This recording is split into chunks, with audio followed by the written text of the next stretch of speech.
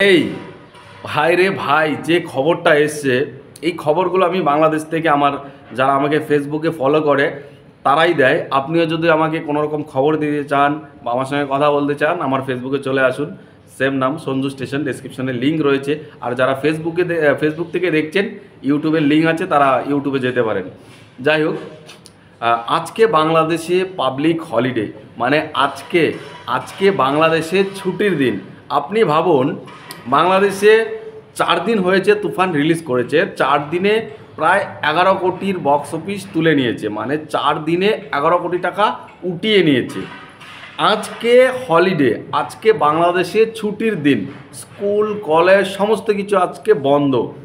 আজকে এই ছুটির দিনে বাংলাদেশে কি লেভেলের বিজনেস করবে তুফান ভাবছেন?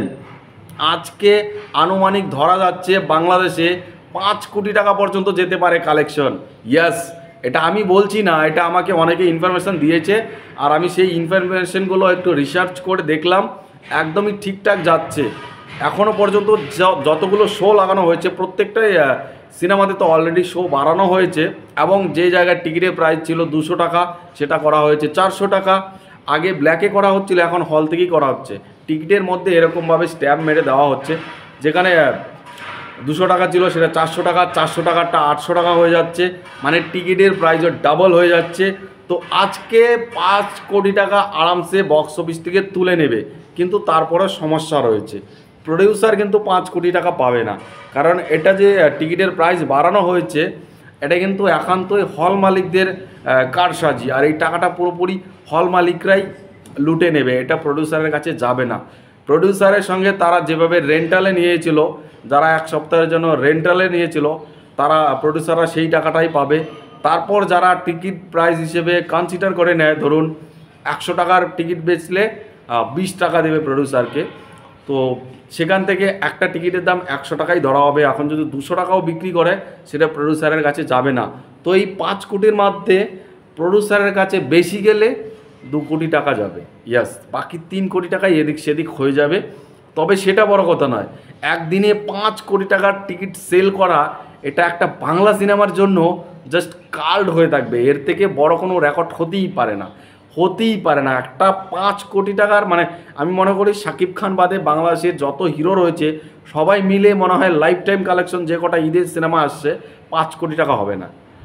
আর সেখানে একদিনে 5 কোটি টাকার টিকিট সেল, ভাই একদিনে 5 কোটি টাকার টিকিট সেল, এটা করিয়ে দিয়েছে শাকিব খান। এটা আর কেউ পারবে না, এটা একদম মানে অন্য লেভেলের বক্স অফিস। আমি এরকমভাবে সাধারণত ভিডিও বলি না, মানে ভিডিও করি না, এত উত্তেজিত হয়ে ভিডিও করি না। আমি এটা দেখে জাস্ট আমি রীতিমতো ছিটকে গেছি ভাই, আমি শকড। মানে এটা হাউ ইজ পসিবল?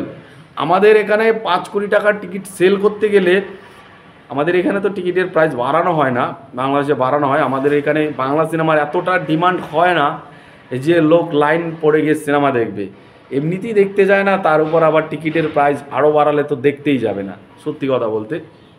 যাই হোক, যদি 5 কোটি টাকা টিকিট সেল করতে হয়, তাহলে সেখানে 20 দিন ভালোভাবে হাউসফুল ডেইলি যেতে হবে, তারপর সেটা 5 কোটি টাকা সেল হতে পারে।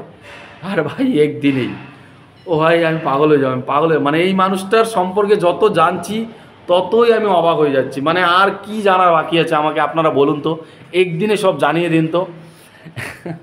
একদিনে যদি জানাতে চাই 24 ঘন্টা কম পড়ে যাবে, তারপর আমাকে দিনটাকে একদিনে মনে হয় 365 ঘন্টা করতে হবে একদিনে, তারপর মনে হয় শাকিব খানের সম্বন্ধে সব কিছু জানতে পারবো। তারপরও কতটা জানতে পারবো জানি না। মানে মানুষটার এত কৃতিত্ব জাস্ট ভোলার মতো না। ইনি যা করছেন, মানে একের পর এক রেকর্ড করে যাচ্ছেন।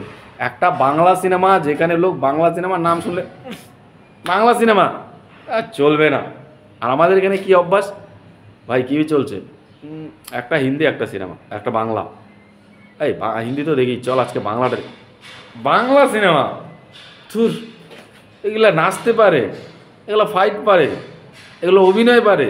হ্যাঁ, তুই এখনও আগের দিনের পড়ে আছিস বাংলা সিনেমাকে দেখে। আর যখন শাকিব খানের সিনেমা হয়, তখন বাংলাদেশের মানুষ অন্য কোনো সিনেমা নয়, শুধু বাংলা সিনেমা দেখে। এটা হলো স্টারডম, এটা হলো পাওয়ার, এটা হলো পলিউশন, এটা হলো সাকিবিয়ান। অ্যাকচুয়ালি এখন শুধু সাকিবিয়ানে আটকে নয়, সারা বাংলাদেশের মানুষ দেখছে। আর সারা বাংলাদেশের মানুষ সাকিবিয়ান হতে বাধ্য হচ্ছে।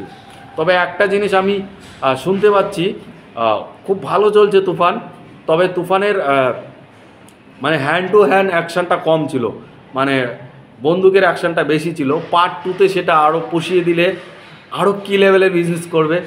পার্ট টুতে যদি হ্যান্ড টু হ্যান্ড অ্যাকশান হয়, আর পার্ট টুয়ে যদি ভিলেন আরও অনেক কটা ভিলেন থাকে, তাহলে কেমন হবে। সত্যি মানে রায়হান রাফি যা করে দেখিয়েছে বাংলা সিনেমার ইতিহাসে, বাংলাদেশের ইতিহাসে এই ধরনের হাই স্ট্যান্ডার্ড সিনেমা হয়নি। তাই মনে হয় লোকে এতটা হুমড়ি খেয়ে দেখছে। যাই হোক, আমি কিন্তু ভাই ল্যাদখোর মানুষ, আমাকে একটু আপনারা হেল্প করবেন। আর অনেকে বলছে দাদা একটু স্টুডিও ফুডিও বানান, করব। আপনাদের এই ভালোবাসাটা যদি অব্যাহত থাকে, জাস্ট বেশি দিন লাগবে না, 2-3 মাস ভালোবাসাটা দেন, তাহলে দেখবেন সঞ্জু একদিন আপনাদের সামনে এমনভাবে আসবে যেটা আপনারা কল্পনাও করতে পারবেন না। আর আমি সবসময় মানুষের ভাবনার বাইরে থাকি। যাই হোক, টাটা।